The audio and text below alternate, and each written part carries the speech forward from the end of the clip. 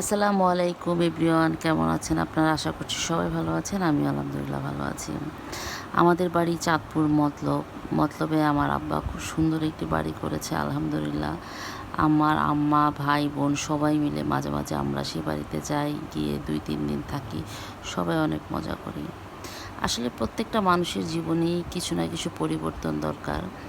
আমরা যারা শহরে থাকি, সব সময় শহরে থাকতে থাকতে আমাদের মধ্যে একটা একঘেয়েমি ভাব চলে আসে। আমরা যখন মাঝে মাঝে 2-1 মাস পর পর গ্রামের বাড়িতে যাই, তখন গ্রামের যে পরিবেশ, সেই পরিবেশের সাথে আসলে শহরের পরিবেশের কোনো সম্পর্ক নেই।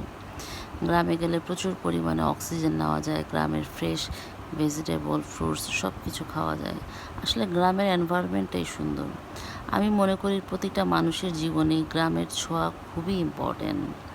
গ্রামে গেলে আত্মীয় স্বজনদের সাথে দেখা হয়, গ্রামের হাট বাজার, গ্রামের পুকুর, গ্রামের বাড়ি ঘর সব কিছুই আসলে খুব বেশি বেশি পরিমাণে আমাকে টানে।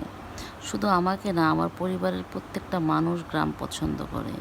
এবং আমরা যখন গ্রামে যাই তখন আমার বাচ্চারা, ভাই বোনদের বাচ্চারা এত বেশি আনন্দ করে, যা ভাষায় প্রকাশ করার মতো না।